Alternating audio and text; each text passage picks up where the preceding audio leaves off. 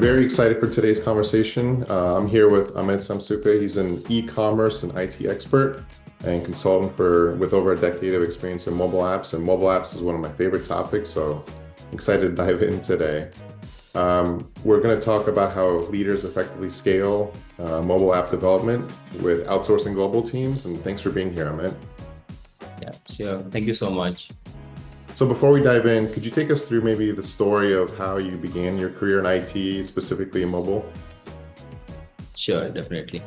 So like myself, Amit, and like I actually began my career as a backend developer and in PHP actually.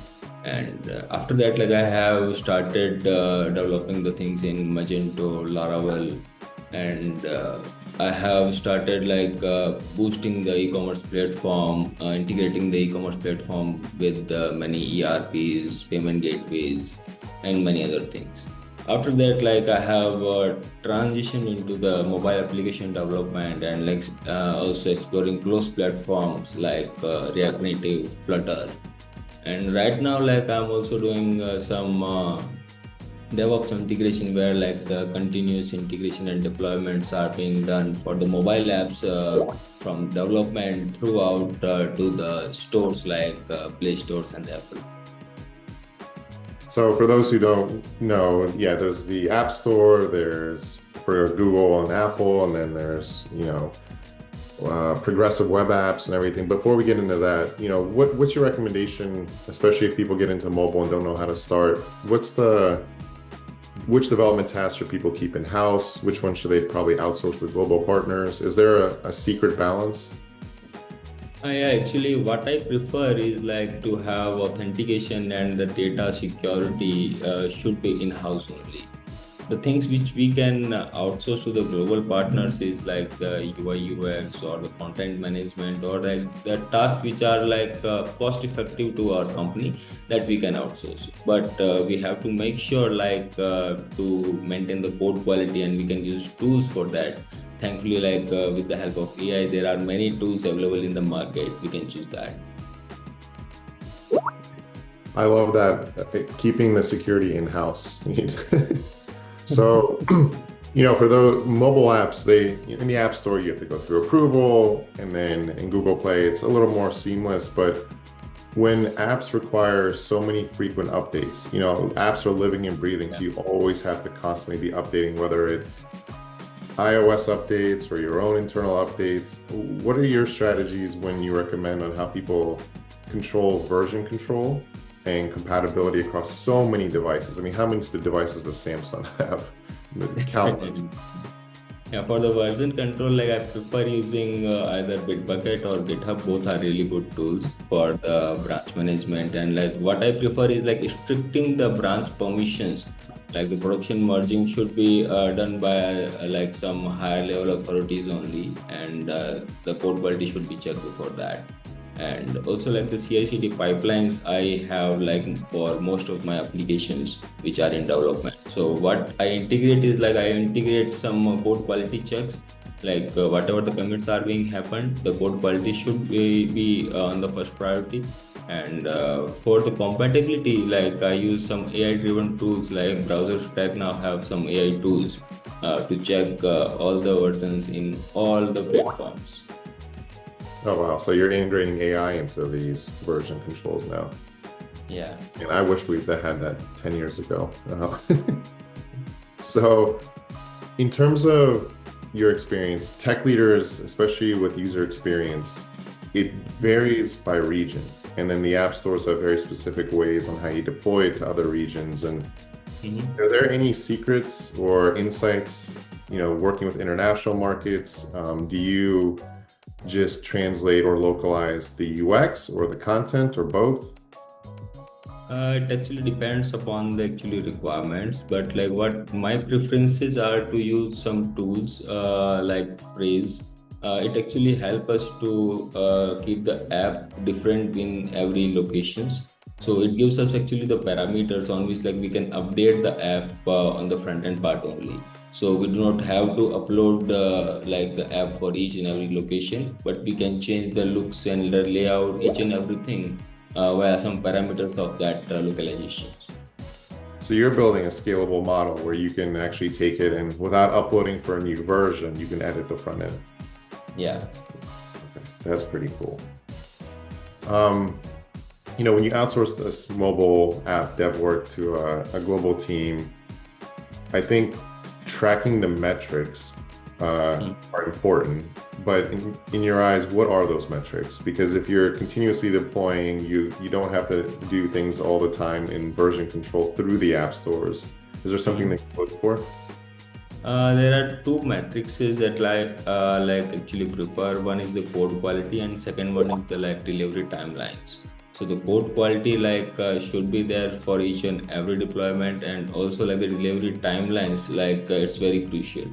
And also to match this, like I have you can say frequent meetings and approximately bi-weekly meetings I have with my teams if I have the global teams as well.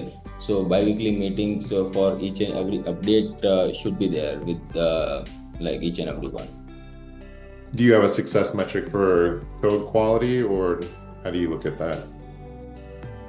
For the code quality checks, like there are AI tools from which like initial code quality checks happens with each and every commits, and also like a senior person is there who merges the code, checks the code each and every time before merging it to the production. In your eyes, and this is a little bit off topic, mobile apps, they're an extension of a person or a business, correct? And so do you view a lot of the clients that you work with, are you building apps that mirror their websites, or are they adding some sort of new tool, or what is the balance of that? Actually, for the balancing, like I use Clutch platform, Flutter and React Native. So it provides us the support for majority of the platforms. But if the platform is having any issues, or if any like further update is there for that platform, then we prefer to have that native code in that. Okay. Do you do a lot of native development, or primarily cross-platform? Mostly the cross platforms. Okay. Any positives with native development? The native development, like I prefer to have on the like IoT apps, because like they prefer a lot integration in the native frameworks. So in that case, like I prefer to have a native applications. That's the Internet of Things, right? So when it connects to hardware, that makes sense. Yeah. So, looking into next year, lots of things are changing with AI and how people develop and no-code apps. And, first, maybe we can cover, what do you think the biggest misconception is with dev leaders about managing these mobile teams? What I think is like the misconception is about having AI tools in the development. So I prefer to have you can say integration, or in having use of the AI tools in the development itself to speed up the development. Because right now you see like everyone wants to have the application in 6 weeks or 8 weeks or so. So by the use of AI tools, we can have the app integration much faster. So you're saying the market is expecting apps to be quicker because they think that AI can do it quicker. Yeah. Is there truth? AI actually change the way of thinking of each and everyone. So everyone wants to use AI. Everyone wants to have the features of AI, and so that we should have the AI in the development team to speed up the process. Do you feel like it's better to use AI in developing the app, or like you mentioned before, checking the quality, the security, and everything else, or both? Prefer both. Both. Actually, I'm using both. Okay. So if you end up being able to develop an app in one day, we just won't tell anybody, because AI will do it so fast. Yeah. So, with what you said with AI, everyone wants AI in their apps. Everyone wants to use AI to develop faster. Everyone wants to use AI to, check their apps. What do you think will put dev teams ahead in 2025 with these tools? They're becoming very accessible for a lot of people. What do you think the difference is between people who strive forward and the ones who are just kind of moving along? We need to like stray forward and we need to check the market because like each and every day like a new app with the AI is coming in the market. So Yeah. we have to keep update ourselves actually. Every day there's a new AI app, right? So do you think it then comes down to the quality of the app or the distribution, or what success have you seen maybe in some of your clients? Actually, the quality should be there, and there should be a business logic. Actually, the business logic is the main thing, which from which the app actually runs, and the user uses that. The user flow is a must. The user flow should be like very neat and clean. There should be no issues in the user flow, and we should also track the user metrics as well after launching the app. For any code quality issues or if like any issues user is facing, so there are metrics that we can integrate in the front end so we can track the user's experience for that. Do you use AI at all in the analysis of data, meaning the user flows and where they get stuck, or not as much? Yeah. Yeah. So I think what you just said is fantastic. It's not just about launching something with AI, it's launching something that works for the user. So AI is a means to the end. It's not the end result, which I completely agree with. So that's a fantastic insight. Is there anything else you're looking forward to in 2025, especially with all the changes in technology? Yeah, like the changing in technology is like bit happening, and we should track each and everything. Also, like we should use the AI tools, like the feature wise, like providing the clients the new data. We should guide the client as well because like what are the AI tools are available in the market or not, and we should use the AI to like keep ourselves updated. Is there a way that you vet or look at these AI tools and say this one would work or this one would not? Is there anything you look for specifically? Yes, like I actually try many things, and like after trying like two or three things, I will actually uh, update my preference list. Like for this task particularly, I have to use this tool for that.